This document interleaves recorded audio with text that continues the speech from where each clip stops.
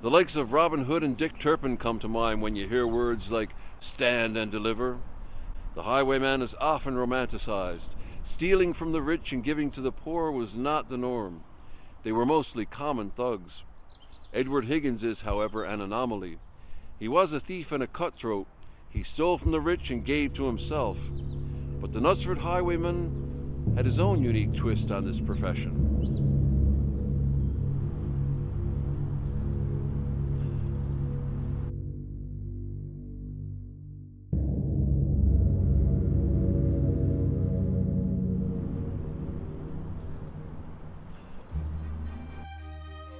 This is Knutsford, a beautiful little town in Cheshire.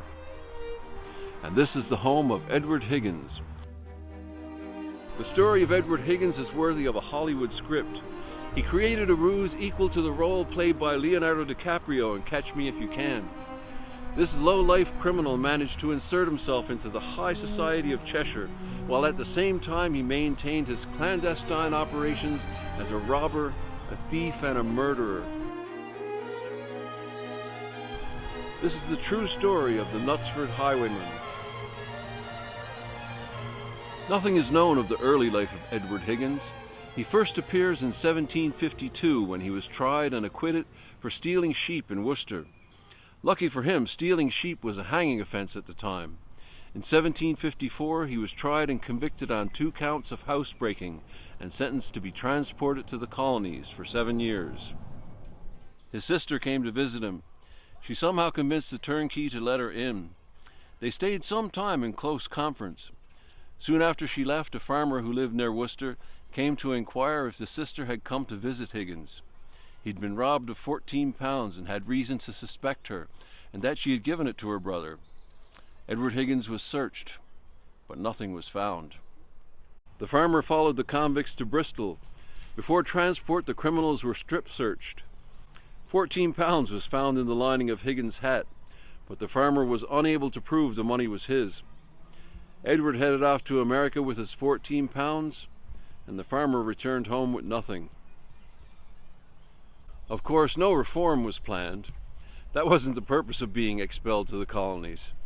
Edward had not been in America for a month when he broke into a merchant's house in Boston and made off with a considerable sum of money. 3 months later, Edward Higgins was back, this time in Manchester. Knutsford is only about 14 miles from Manchester, and the cotton giants with their new money would often visit places like Knutsford. After all, who wouldn't want to escape the noise and filth of industrial Manchester? Like all successful criminals, Edward wanted all the bling.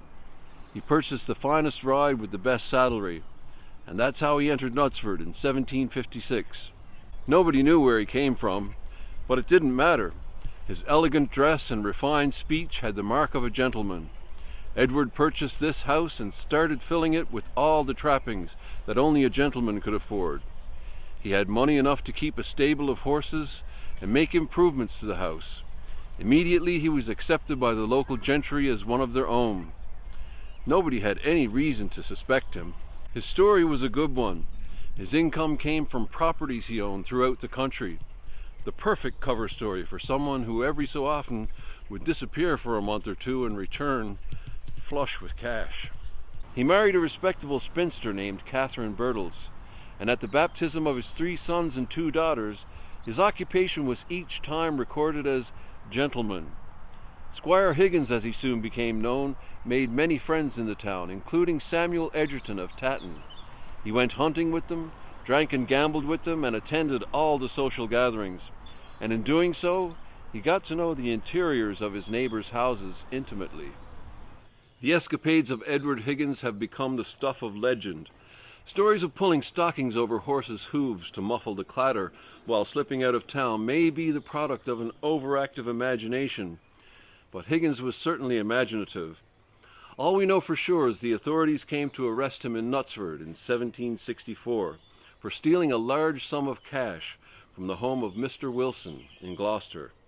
How Higgins escaped is unknown. Perhaps the story of the secret tunnel is true. What we do know is he escaped to Bristol and set himself up in the exact same manner, this time under the name Hickson.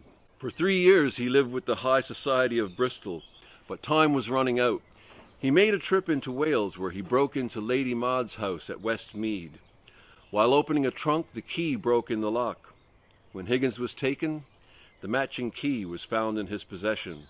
Higgins was found guilty and sentenced to be executed, but he had one last card up his sleeve.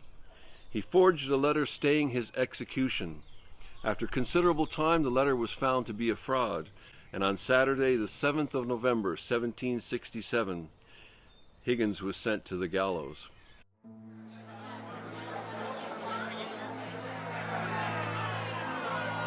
The Knutsford Highwayman had an unusual last request. These were the days of body snatchers. Before the Anatomy Act of 1832, the only legal supply of corpses for anatomical purposes were of those condemned to death. Higgins to the last was an enterprising man. He sold his body to a London surgeon for educational purposes.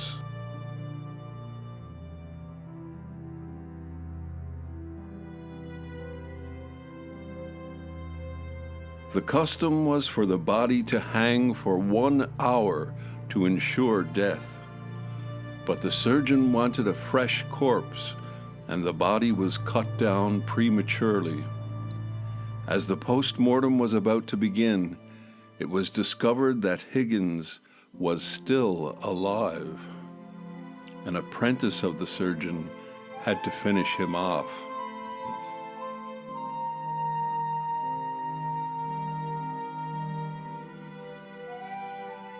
His apprentice was none other than Charles White.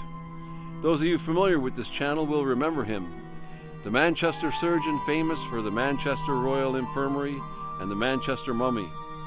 Along with the Manchester Mummy, one of the more curious oddities in the museum in his home in Sale Priory was the skeleton of the infamous Knutsford Highwayman, Squire Edward Higgins.